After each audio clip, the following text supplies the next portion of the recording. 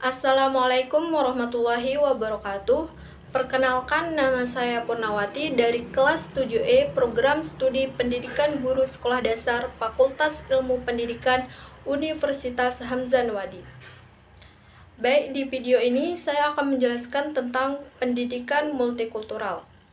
Sebelumnya, saya akan menjelaskan pengertian dari multikulturalisme, yang dimana multikulturalisme merupakan institusionalisasi dan keanekaragaman kebudayaan yang dimiliki oleh kelompok-kelompok tertentu di dalam suatu nation state atau bahasa, bidang-bidang atau sistem hukum kebijakan pemerintah dalam bidang kesehatan dan perumahan, pendidikan, dan bidang lainnya. Multikulturalisme juga merupakan paham yang mengakui perbedaan dan keberagaman suatu bingkai kebersamaan dan kesederajatan.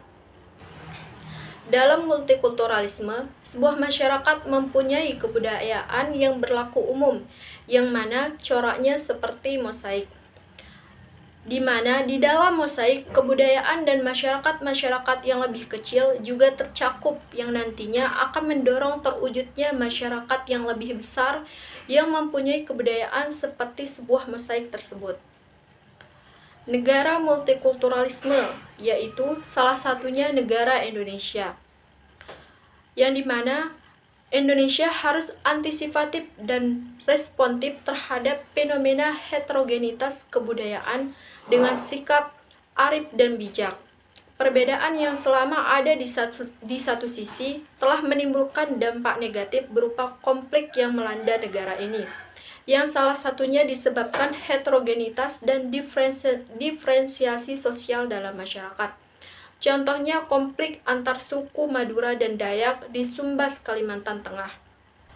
Jadi kesimpulannya dapat kita simpulkan bahwa multikulturalisme merupakan paham yang mengakui adanya perbedaan dalam masyarakat, yang mana perbedaan tersebut bukan sekedar perbedaan deskriptif tetapi juga normatif, yang dimana maksudnya perbedaan yang ada bukan sekedar diketahui tetapi harus didasari oleh kehidupan egaliter dan demokratis, atau harus disadari dalam kehidupan yang egaliter dan demokratis. Selanjutnya kita beralih ke pengertian pendidikan multikultural, yang dimana pendidikan multikultural merupakan domain esensial yang harus dihadirkan dalam konteks pendidikan Indonesia. Sedangkan menurut para ahli, salah satunya Asarie 2004, menyatakan bahwa pendidikan multikultural merupakan proses penanaman cara hidup menghormati, tulus, dan toleran terhadap keanekaragaman budaya yang hidup di tengah-tengah masyarakat plural. Selanjutnya, kita ke model pengembangan pendidikan multikultural. Model pengembangan pendidikan multikultural ada 5, yaitu yang pertama, penanaman pemahaman dan kesadaran akan keberagaman dalam kesatuan. Yang kedua, pengintegrasian domain multikultur secara holistik ke dalam beberapa mata pelajaran. Yang ketiga, pengembangan konsep dan generalisasi pokok pendidikan multikultur. Yang keempat, model pengorganisasian materi pendidikan multikultur. Dan yang terakhir atau yang kelima, pengembangan model penilaian kompetensi multikultur. Sedangkan secara tipologis, menurut Banks, terdapat 5 model pendidikan multikultur, yaitu yang pertama, mengajak kelompok siswa yang memiliki budaya yang lain.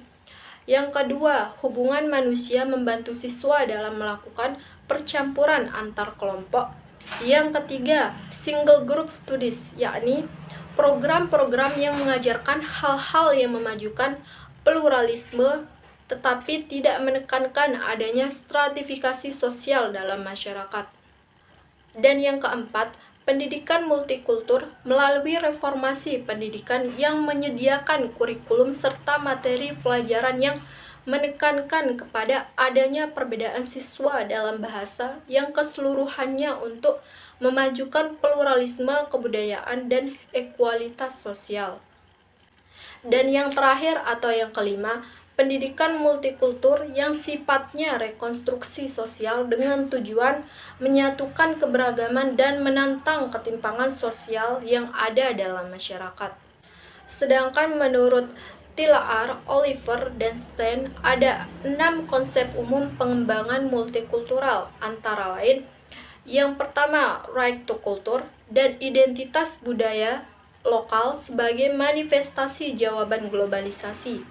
Dan yang kedua, kebudayaan Indonesia yang holistik, yakni mewujudkan sistem nilai keindonesiaan di tengah sistem keberagaman. Yang ketiga, konsep pendidikan multikultural normatif bukan sekedar deskriptif.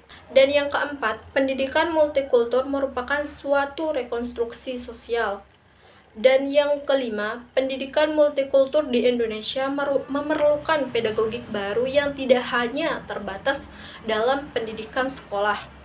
Dan yang terakhir atau yang keenam, pendidikan multikultur bertujuan untuk mewujudkan visi kebangsaan di masa depan serta etika berbangsa.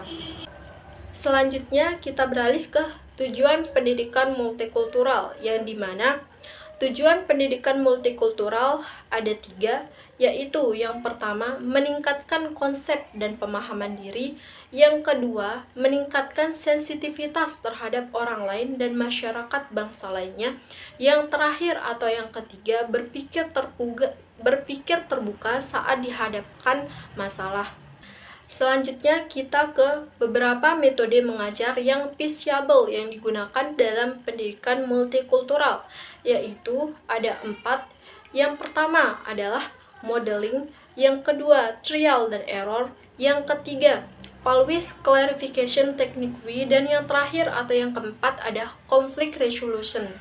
Selanjutnya yang terakhir adalah fokus pendidikan multikultural dapat diarahkan pada pertama, pembentukan karakter. Yang kedua, pembentukan jiwa tanggung jawab dan ketertanggapan sosial. Yang ketiga, pelatihan hidup bersama. Yang keempat, pelatihan keterampilan sosial dan moral sosial. Yang kelima atau yang terakhir, pengembangan jiwa dan keterampilan bertoleransi dan berdemokrasi. Mungkin hanya itu yang dapat saya sampaikan dari materi pendidikan multikultural. Kurang lebihnya mohon dimaafkan. Sekian dan terima kasih. Wassalamualaikum warahmatullahi wabarakatuh.